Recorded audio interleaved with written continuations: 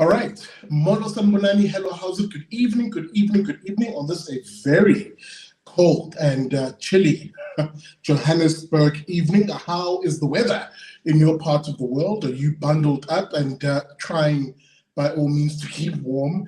Uh, winter's got me wearing the beanie. I look like I don't know, like an operative of some sort.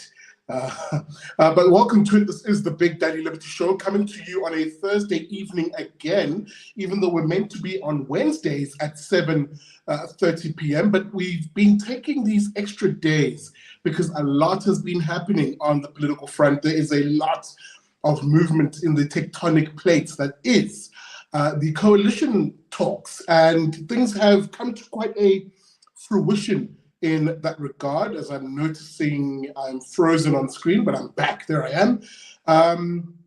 Once again, actually, you know what? Where are my manners? Good evening, everybody. Welcome to it. My name is Mpiyakhe Dhlamini. This is the Big Daddy Liberty Show. As always on the show, let me remind you to please, if you're watching this on Facebook, YouTube, Instagram, or on TikTok, well, do me a favor.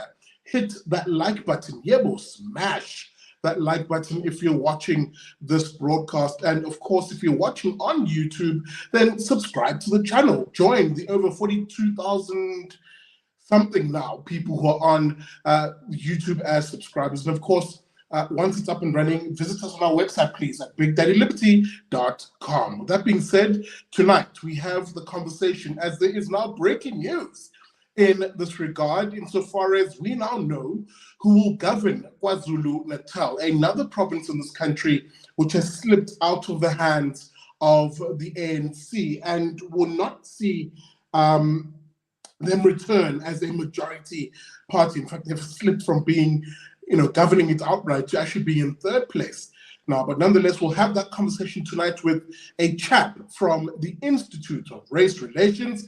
I'm talking, of course, about Terence Corrigan. Terence, good evening. Good evening. How are you, Sidle? Very good to see you, my brother. And of course, not alone tonight will be also Mpiyakhe Dhlamini. There he is on screen. Baba, good evening. Hi everyone. I haven't been on screen for a while now. Good to see you, my brother. In your part of the world, I'm sure it's very, very cold, but nonetheless, welcome to it. This is the Big Daddy Liberty Show. The next 30 minutes will see us discuss KwaZulu-NATAL. It now is turning out to be a I don't know what expression to use here, but a momentous change in governance in that part of the world. Before any of that, let's just take a few steps back and discuss what has led us to this moment. KwaZulu-NATAL, in this past election, the ANC losing its majority badly to the new kids on the block, formed quite literally in December last year, the Mkhonto Wesizwe party, or the MK party, led, of course, by one wily coyote that is Jacob Zuma. Now, that party doing really well in that part of the world, garnering 45% of the vote. Terence, I'm going to come to you in a moment. Just want to put this on screen, just so we can see what those results were. Again, as you can see there on screen, of the 100% of the votes tallied, the MK party coming in at 45%, the IFP at 18%, the ANC literally from 56% down to 16%, a tumble, if anything. And of course, the DA coming in at fourth, the EFF and NFP making up the tail of that. Terence, there is a story here to be told about KwaZulu-NATAL being one of two provinces, sorry, I got trapped on my own sentence construction there, but one of two provinces that have actually really seen at a provincial level a swap, a change, if you will, of a party that governs us. Yeah, well, look, I think KwaZulu-NATAL has always been a bit of an outlier for South Africa. It's changed since 1994. It's changed control, 3 times?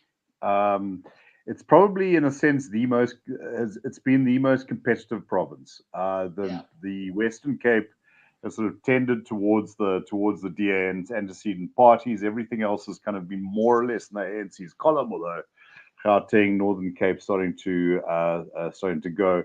KwaZulu-NATAL has gone IFP, ANC, now MK, and it's also birthed the first really successful insurgent party. To go within the scope of 6 months to be able to take 14% of the vote. For a first appearance, COPE and the EFF both managed about 6%.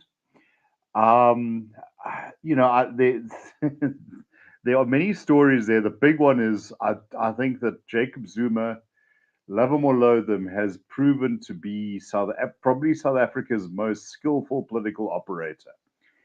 I remember in 2016 or 2017, seeing something on Facebook going on about how stupid Donald Trump was. I said, look, Donald Trump, love him or loathe him, cleared the decks of the Republicans, beat Hillary Clinton, and defied all expectations. What we are seeing is basically the same thing with Jacob Zuma. The guy might not be formally educated. He might struggle to count big numbers. He might be dismissive of clever blacks, but at the end of the day, he is a force to be reckoned with. Remember the tsunami? Remember, a real tsunami carries all before it, and it's very destructive. The ANC is finding that out now, and it's not going to be pleasant. Mm-hmm. Absolutely, and I think there is a larger story here, Mpiyakhe, when one looks at that character, Jacob Zuma. I mean, we discussed this in last week's episode of the BDL show. Please check that out, for guys, if you haven't seen it. In my discussion with Marius Ruet and Koketso Refani, and we said a lot of what has happened in this election, especially in KwaZulu-Natal, was the Zuma effect. That it was called the MK party was irrelevant. People voted for Jacob Zuma. He's a very popular figure, whether we in the chattering middle classes like that or not, or whether we understand it or not. There are people in this country, especially poorer folks, who look at Zuma and see him perhaps as some sort of hope, an innate hope that they think he understands them best. Yeah, true. I mean, the man is he understands exactly where the pressure points are in this province. Because I remember in the church that I belong to, I mean, we had MK people coming every Sunday to give a talk, and, so stuff like that. I mean, they really understand where the pressure points are. Talking to the traditional leaders, the taxi bosses, and everyone, like he really gets it. And also, I think it wasn't just Zuma. It was also like the effect. It was an anti-ANC vote. I think that was most of the effect. But what Zuma did is, and he understood that. He understood that people were unhappy about the ANC. I think especially the lockdown. He saw that what happened in July 2021, that he just needed to unify this anger, and I think he could produce a storm, and it worked. So yeah, it was a big surprise to me, because we've never seen it change this big in one election in the space of a few months. So it was a big surprise to me. But the people who voted MK were very confident. Like, I mean, some of the people are very close to me, but they were very confident that they would get 2/3 majority in the entire country. That was crazy, obviously, but I mean, they exceeded everyone's expectations. So yeah, it's a big deal, and Zuma really gets to KZN more Absolutely. than me. I was about to say absolutely, because again, for those of you who maybe watch the show and know the campaign that I've been running for the past month in conjunction with the Institute of Race Relations, the What South Africa Can Be campaign, you'll remember when we were in Durban, almost everybody we spoke to, because we were doing street interviews, was saying, I am voting MK. So there's already those signs, if you will, the smoke from the to be momentous change in that part of the world. But now let's actually zoom in on this one, because as I said, I took a day extra to do this particular broadcast because I knew the coalition conversations were going to basically wait until the final hour. That is tomorrow, that's Friday, when the various sittings at legislatures, that is provincial parliaments, and of course the sitting at the national parliament is set to happen. And by that stage, the parties will know who they're going to party with. Terence, I'm going to come to you. Before I do it, I'm going to play this clip, because the coalition negotiations is perhaps where the MK party has completely fluffed it. They've completely messed up in the run-up to this election, perhaps because of what Mpiyakhe was saying. There was that in-party belief that they were going to get 2/3 majority. They'll tell each other, they'll sort of rile each other up. And the overt belief was that they would win KZN outright. Maybe it was that arrogance, Terence, that saw them not take the need to find a coalition partner seriously. Why do I say this? Well, the other political parties in the contention basically have decided to band together to form a government without the MK party and EFF in it, to which the IFP, led by Mpiyakhe Dhlamini, leading the charge of that coalition, said this in a press conference today about the various coalition talks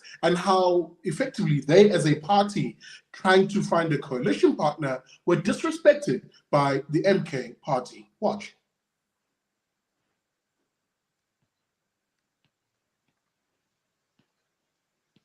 I'm sorry, then the meeting was scheduled Monday afternoon, 5 o'clock. Our team had to wait for 2 hours. And they were requested to, our team was informed that the delegation is running late. After 5, they waited for 2 hours. The rest of the members of the team dispersed. Comrade Mpiyakhe Dhlamini remained with the instruction that should they arrive, you must contact us, we will come back for the meeting. Mpiyakhe Dhlamini waited for another 2 hours. Nobody pitched up. Are there any attempts or is the door closed? No, the door is not closed up to now.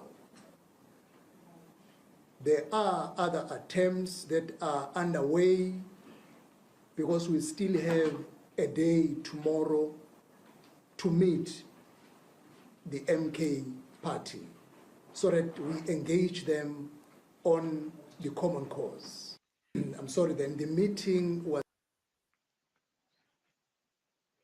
Yeah, that's IFP leader Mpiyakhe Dhlamini basically detailing how in their attempt this past week to have a chat, if you will, with all the political parties that were looking to form a coalition, the MK party stood them up. There you'd hear him saying, waiting 2 hours and then a further 2 hours, 4 hours with them not showing up. Again, Terence, it comes back to something I've been saying this entire week. This was always going to be the problem with the MK party. It is a disorganized, chaotic party without any formal structures, and effectively is almost like the dog that chases the car. It got the car and now has to deliver and is seemingly falling apart. Is that perhaps what we're seeing here with this level of disorganization where it can't even meet potential coalition partners and honor meetings?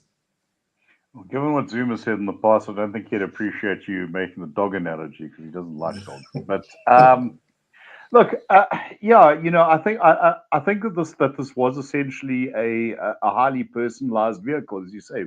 People are voting for Ubaba, for Zuma, not for a party platform, and I think that there's a lot of things going on behind that. I think he sort of mobilized certain ethnic sentiments, resentments about government. Polling shows that that the MK support spiked quite rapidly after the NPA decision about prosecution. A lot of sympathy there. But yeah, look, I don't think that this was a party conceived with the idea that it was going to have to engage in mature politics. I think this 2/3 was kind of something they were scratching in their brain because it was going to be all or nothing, at least in KwaZulu-Natal. Now, when you don't quite get that, the ANC, by the way, is facing exactly the same problem now. They have been very used to calling the shots and being the only game in town. All of a sudden, oops, the world changed, and you weren't moving along with it. Although I do think that there was probably more political maturity. Maybe that's what comes with governing or misgoverning the country. For Zuma, no. Piggybacked on a lot of interests, as Mpiyakhe said, churches, traditional leaders, whatever. Now that's good for a turnout. It's not good for for negotiating this, the serious business of governance, if indeed that's what you want. I think number one thing is that Zuma does not want to see the inside of Escort prison again. Sorry, I was muted there. Absolutely. And perhaps that's effectively the real issue here. This is a party which seemingly has the interests of Ubaba, as you rightly pointed out, that euphemism they used to call him, and not the interest of effectively a stable, structured, with elected leadership political party. Mpiyakhe, I'm going to throw it to you, but before I do, I want to effectively play a clip that sealed the fate of the MK party as not going to be in the contention of governing KwaZulu-Natal. Remember, I said they were looking for coalition partners and just did a terrible job of negotiating or even meeting with political parties. And why? Well, maybe because Terence spoke to that. Their priorities were not in the right place. They're not focused. And the argument I want to make here, and I want you to speak to it, is their priorities are not in the right place because one of the biggest flops the MK party has made is that before the elections, they actually didn't go to an elective conference to elect leadership who are then internally credible, who can make decisions in a structured way for the party, number one. And not only did they not do that, opting to say, as they did at the time, that, oh, we'll do it after the elections, they then headed into the same election with no structures even. Everybody in that party was a interim convener of this, a interim leader of that. And even those interim leaders were chopped and changed. At times over SMSs and press releases. It's maybe that lack of focus that has seen perhaps other political parties in KwaZulu-Natal say, you know what, maybe even going into a coalition with MK party would be chaotic for those reasons. The NFP, that's the National Freedom Party, was the party that was going to be the kingmaker. Their leader kept coming out emphatically today, basically saying we're going to go with the IFP-led coalition and basically give them the mandate to govern. Watch.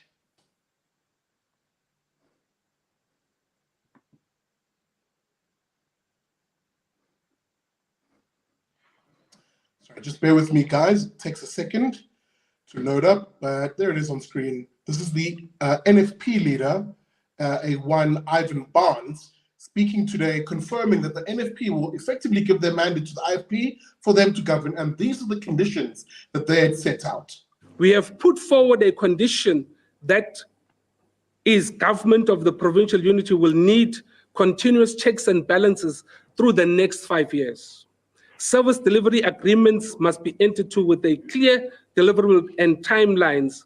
Our participation is based on the following: focusing on attracting investments throughout the corners of this province, rebuilding the economy and job creation for the benefit of communities, especially young people, the youth, elimination of fraud and corruption in all spheres of government, strong service delivery partnerships involving all political parties in the GNU and PGU, focusing in particular municipalities, the coal face of service delivery.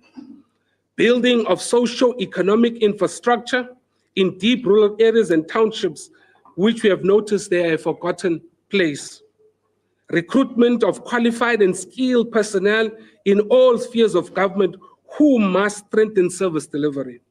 There is a clear focus on rescuing,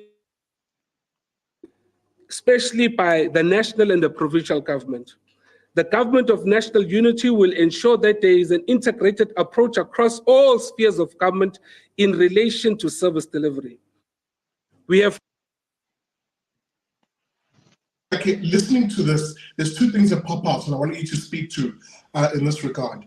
Even a small party like National Freedom Party has a clearly defined leader, structures, a clear set of objective goals and things that they walked into a negotiation looking for. Are we really saying that a party like MK Party couldn't be like this?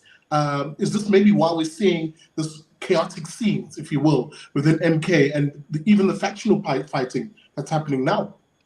Yeah, no, that's true. I mean, I think the core issue is that Zuma is a great tactician, but a terrible strategist. He doesn't have a long-term plan.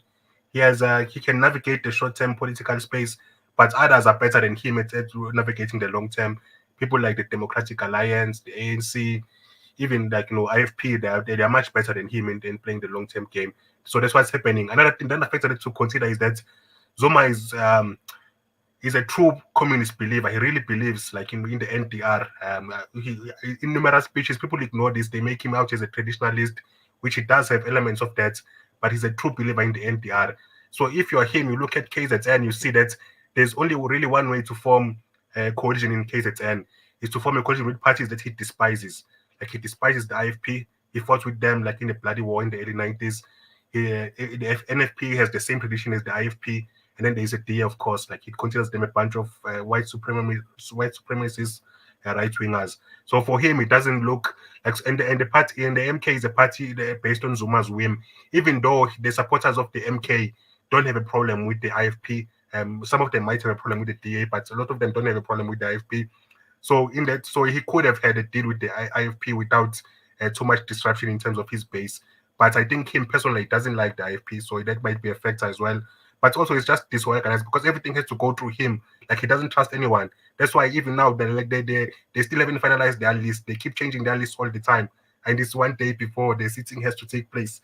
So I mean, it really tells you that everything is done on his whim. So he wasn't prepared for this moment because everything has to be done through him. Like he doesn't have any people he trust around him. Maybe except maybe his daughter, and she can't be everywhere as well. So it's I don't think this thing will last. I think Zuma, like he's shown his impact. Like his best shot was to get some sort of deal with the ANC, and he still has a shot in terms of 2027 in December when the ANC has its conference. He still has one last shot. But if he loses that battle, then it's over for him and the MK. I think that's what's going to happen. I mean, I've been wrong before, but yeah, I think like it's I don't think there's a long-term plan here. Absolutely. And maybe as we sort of look at the final, can I say 10 minutes, please, of the show, because I also want to invite anybody who's watching. If you have any questions, guys, please pop them into the comment section. I'll put them up on screen and put them to my guests tonight. You're watching, of course, the Big Daddy Liberty Show. My name is Sikhle Ngobese, and in conversation with Terence Corrigan from the Institute of Race Relations. You'll also find Terence's writing and content on the Daily Friend. That's www.dailyfriend.co.za. And of course, Mpiyakhe Dhlamini, who of course is now leading a new organization, which I've forgotten the name of. I did put it in the descriptor, but I'll give him a chance at the end of the show just to punt that organization and the work that think tank is doing. We're in conversation about KwaZulu-NATAL. Now we know the IFP-led coalition has basically swooped in, not at the last minute, but they've actually put in the work to form a government, basically taking away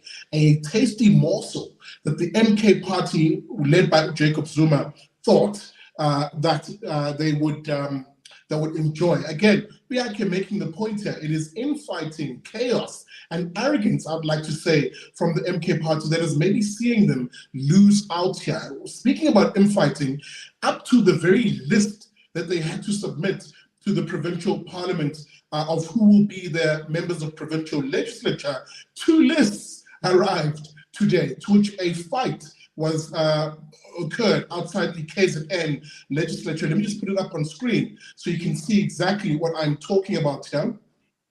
Just give me a second, guys, just to maybe read an excerpt from this, where basically it says members of Umkhonto Wesizwe Party clashed outside the KZN legislature in Pietermaritzburg over the submission of lists of members to be sworn in tomorrow. Can you believe that? The clash happened at around noon when the former Director General of the KZN government, Mpiyakhe, who was removed in April as the MK provincial convener. Now, let me take a pause here.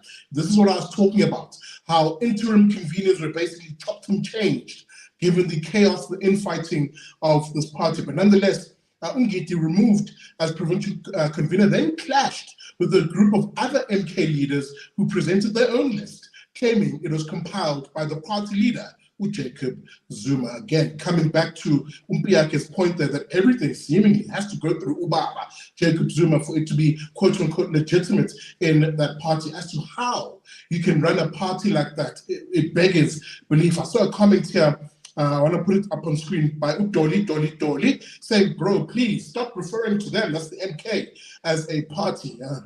Dolly, I don't blame you, because again, this is what we're seeing. We're seeing basically a ragtag group of people fighting amongst themselves now, maybe because they weren't anticipating this success. It is success that they've garnered in this election. Guys, we're in the final 5 minutes. I'm going to give us a chance just to taper off the conversation by looking forward into what we could possibly expect in KwaZulu-Natal, a province which has gone through a lot, from riots in 2021, the July riots that were also called the Zuma riots, ironically, down to natural disasters that have decimated infrastructure in that part of the world, the fraud, the corruption, the construction mafias, big criminal elites who basically have taken over governments by way of taking over their tenders and obviously taking over the politicians in that part of the world. There are serious problems that must be dealt with in that part of the world. Terence, as a, I'm going to ask you to put yourself in the shoes of a KZN resident who might be saying, irrespective of who you voted for, but who's definitely looking for some form of stability, service delivery, and a way forward for the province. Do you think that residents is looking at these coalition outcomes now, and what do you think? Are they positive? Are they negative? Look, I think that KwaZulu-Natal's politics is an inherently unstable thing. South Africa, KwaZulu-Natal's political culture is uniquely violent in South Africa. If you compare it to the Western Cape, which has gang violence and murder and all that sort of thing, it doesn't have political violence. KwaZulu-Natal has political violence. That's where people get assassinated. I saw actually a guy who was kind of on the other side of the floor when I was at university was assassinated, sort of a local government guy a couple of months ago. So this is something that I have a little bit of tangential personal connection to. I think the other thing is that with the NFP, that coalition has a majority of one in the legislature. If it had gone the other way, it would have been a 50-50 split. I don't know how we deal with that.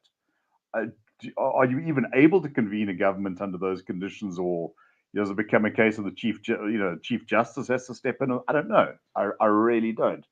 The other thing is that KwaZulu-Natal also has particular natural and geographical challenges. Trying to build a road through the hills of KwaZulu, that's a very expensive business. If people are taking their 20% and you're having to negotiate with the local power brokers, so those are like delivery or developmental bottlenecks. So what I'm saying is that I'm saying probably of all the provinces in South Africa, KwaZulu-Natal has a unique set of challenges that sort of stack the odds, let's say, in direction difficulty. But I do think that the political shakeup it's got does offer opportunities, some of which we probably can't see right now.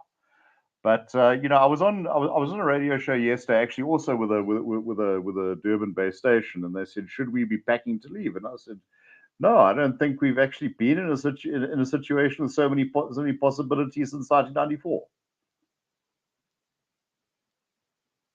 Terence, even as you're saying this, I'm seeing the questions come in thick and fast. I'm just going to ask you two gentlemen, please, to indulge me with just an extra, let's call it 5 minutes on top of the already 5 minutes I'm stealing.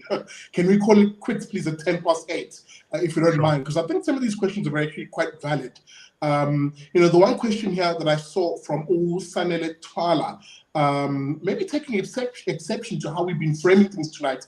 Sanele saying, what's your take on the 45% who believes in the MKP, that's the MK party? Are you suggesting that we are gullible? I'm going to throw it to you, Mpiyakhe. I'm going to give my take on this, and also Terence, I'll give you a bite at this one. Were people voting MK because they're gullible? No, I wouldn't say that. I mean, they were angry at the ANC. I mean, the ANC has really messed up in KZN. I mean, I remember basically you shared something the other day where you had that Zuma guy taking the mic from the king's traditional prime minister. Like they made a power play against the king because he was new, and they didn't it was such a basic mistake to make in KZN. I really can't understand even today how they made a mistake like that. So they did things like that. So I understand the anger that was there, and I understand that a lot of them couldn't bring themselves because they've been ANC a lot of their lives, so they could trust someone like Jacob Zuma. So they felt they couldn't trust the IFP, they couldn't trust the DA. So I understand that so I wouldn't say they're gullible, but it is concerning that a lot of them voted MK without reading a manifesto or anything like that. There was no policy offer, so there was stuff like that. But I understand anger, because I mean, if you feel that you've been let down, you have to do something about it. But I do agree with Terence as well that there's a lot of positives in this situation, because if you look at it from a different angle, you can see that more pragmatic, more centrist parties are now in control in KZN. Like they actually have the majority right now. So it's like majority, thin majority, but still a majority, because I think what's left of the ANC tends to be the more centrist part of the ANC. So that's one positive. Absolutely. Terence, I'm going to throw this question to you, but I'm going to add something to this. Because again, Terence, the data was absolutely crystal clear about KwaZulu-Natal from the local government elections in 2021, if you remember, where the ANC, if you were to put all the local government votes together, basically got about 44% or so. I could be wrong about the exact number, but it was in the 40s, mid-40s, then losing from its majority at that stage. We were already seeing the writing on the wall, where it was mostly ANC voters who, although they didn't vote for anybody else, opting to just simply not show up to vote for the ANC, that saw them lose at that stage, the voters. So the writing was on the wall at that time. So it was more protest votes that then shifted to the MK, would you not say? Or what's your take? Yeah, look, I think that there's something enormously narcissistic and self-righteous about saying people are stupid if they vote for a certain party. And I think that those of us who are concerned about the traction that a party like MK has, and I am, because it is explicitly anti-constitutional, you need to understand those impulses. My reading is that there are a lot of things going on there, and I think that frustration with what the country has come to, and a sense that anything is better, and you prefer Jacob Zuma's avuncular style to the sort of middle class respectability of the DA, or the red beret wearing rude militancy of the EFF. Yes, there definitely is a constituency for that. And no, I think to Zanelia's point, I'd be the last person in the world to say that those people are gullible. They have reasons, and the rest of us should take proper respectful note of that. That being said, yeah, look, a lot of this is about the fact that the ANC is burnt up its credit. Remember there was a time in the sort of early to mid 2000s where the ANC could campaign fairly successfully in middle class, largely white suburbs. There were lots of people who could go for the offering then. I remember Joburg was becoming visibly wealthier. You went to a place like Cresta Shopping Mall, just like boutique shops that were opening up. Now half of those premises are probably shuttered.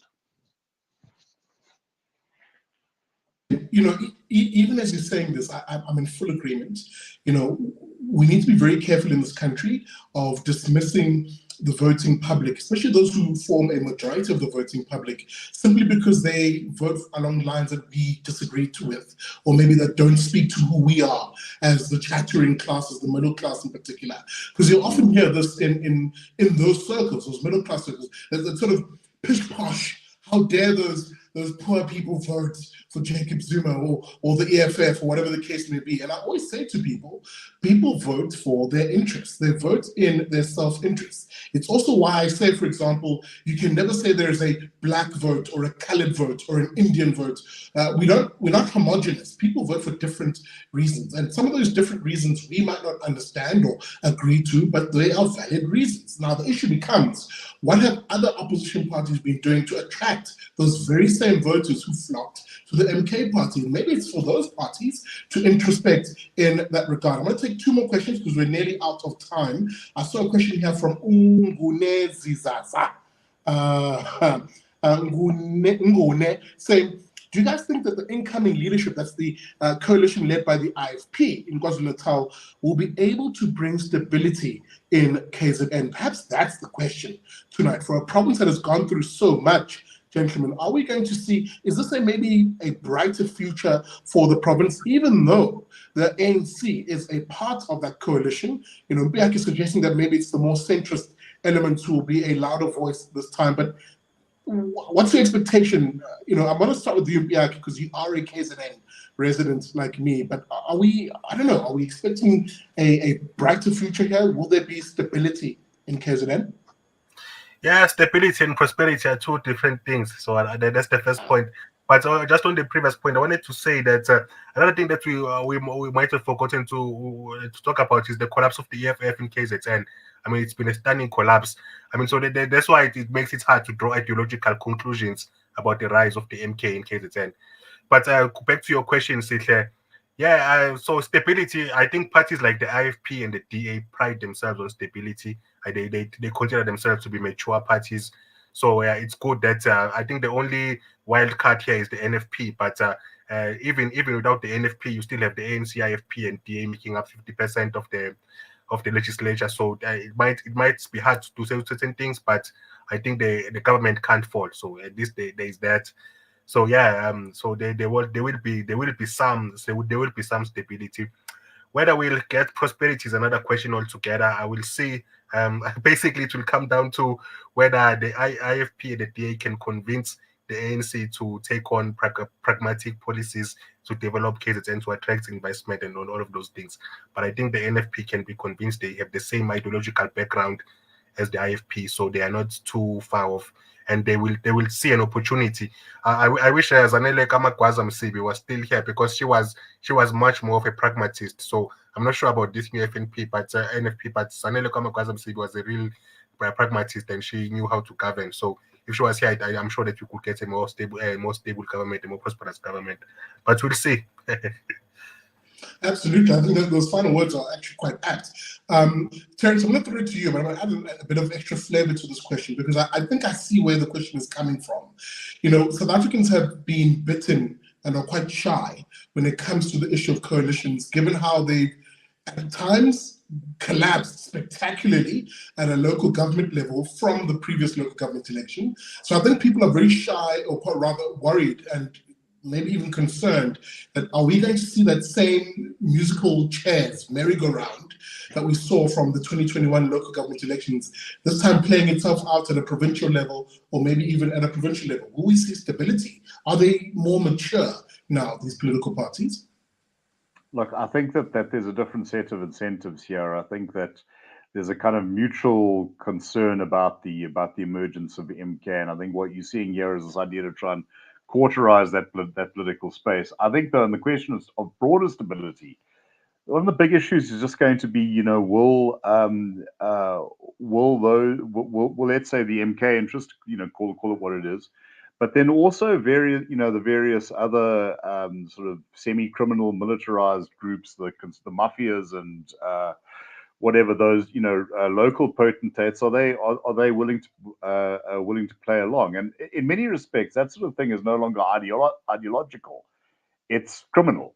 And I think this is a problem with a lot of our politics, particularly at local government level, and I think in areas like KwaZulu-Natal, that a lot of, you know, just raw criminality that doesn't give a damn about ideology, or, you know, whether you're left or right. They are sort of hooked into the patronage networks, and they will deal with whomever, and they'll kill you if you don't play along. This is like the mafia, you know. I'm apolitical as long as I get my way, and I think KwaZulu-Natal is particularly vulnerable to that. Absolutely, it's one of the reasons why, on a personal level, I have disinvested completely from KZN, my home province. It's not even a province that I have any investments on the farm anymore, and I've moved like most people to other provinces, specifically the Western Cape. And maybe that's the story for a lot of people. You know, a lot of people are very worried about the picture at the moment, and it is more than just about, you know, the MK party, but also, you know, will this, as the question from Mungune is, you know, are we going to see stability in this part of the world? Mpiyakhe rightly even extending the question, are we going to see prosperity, which is the most important part of this? Guys, we are out of time. I'm going to ask you just to give us your final word, and of course share how people can find you either on social media or your particular content. Terence, how do the folks find you and your final word on this particular topic? dailyfriend.org.za. That's where all my writing goes. And also, if you follow the IRR on social media, I don't have a personal account. You can see when things appear elsewhere. Plus, of course, there's the Daily Friend show that happens usually midday, which isn't a format very much like this. Final word, testing times ahead. But you know what London Beat said in the 1990s song, "The darkest hour just before the dawn." Very, very true. Act on this case. Okay. Final word on this particular topic. Do you have hope for KZN going forward? And indeed, how do the folks find you? And what is this new organization, this new think tank that you've launched? Okay, yeah. So first, to answer your question, Sihle, yeah, I think I'm very bullish about KZN. Okay, I think the fluidity is an opportunity, like Terence said. So I really fully agree with Terence. I think there's a lot of things we are going to see how pragmatic KZN people are. So if there's one thing I trust about KZN is pragmatism. I think we are not radical people. We don't like to rock the boat too much. I think part of that is because we still have a strong attachment to the royalty, to the king, and all of those stuff. So yeah, I think we'll stay. So the two main things to focus on is to focus on law and order, and to focus on attracting investment, like the NFP guy said. If they can support this Mkhwanazi guy, the police commissioner, and then also just make it the best environment as possible to attract investment, I think we can go far. As for my new venture, you can find us on the African Free Trade and Defense Society. The website is AFTDS.Africa. So AFTDS.Africa. So the idea is we wanted a think tank to promote open borders in Africa, because it's something that's it's very trendy to attack it. There's a lot of anti-immigration parties in South Africa right now. So we support open borders, we support free trade in Africa, so we support continental integration. So all of those things, which are still official South African policy, by the way. But there's a lot of the forces that are more about closing ourselves off and becoming more anti-immigration. They are winning right now. So we need to go back to what makes sense with Africa, because we have a lot to gain from allowing free trade in South Africa. We are the most industrialized country in Africa, even though that's declining, but we're still the most industrialized country by far. So we have a lot to gain from open and free trade on the continent. I can just see the comments already coming in. What do you say, open borders? But guys, we'll have that conversation perhaps in another show. And I must thank my two guests, that's Mpiyakhe Dhlamini, of course, who heads up the. I'm not even going to try and say that whole thing, but you'll find it in the descriptor of this video. And of course, to Terence Corrigan from the Institute of Race Relations. Thank you to both my guests, and thank you guys for watching. Goodness me, what do you think about this topic? Are you someone who lives in KZN? Are you worried about the state of the province? Are you hopeful? Are you despairing about the potential of this new government led by the IFP, which will put forward, of course, their premier candidate, Mpiyakhe, that's the IFP's premier candidate. If you're wondering who he is and what he has to think, you can find content on my channel where we interviewed Mpiyakhe. Just look for content under the What South Africa Can Be playlist, and you'll see that episode when we interviewed all the premier candidates for KZN. With that being said, a big thank you for watching. Remember, please, guys, on your way out, do me a solid favor, hit that like button, please, whether you're watching on Facebook, Instagram, YouTube, or on TikTok, I think. I think I mentioned them all. And of course, if it is on YouTube, subscribe to the channel. Lots of interesting and great content coming your way in conjunction with the Institute of Race Relations. And of course, once it's up, our website at BigDaddyLiberty.com. With that being said, thank you so much for watching. And as I always say at the end of every broadcast, never trust a commie.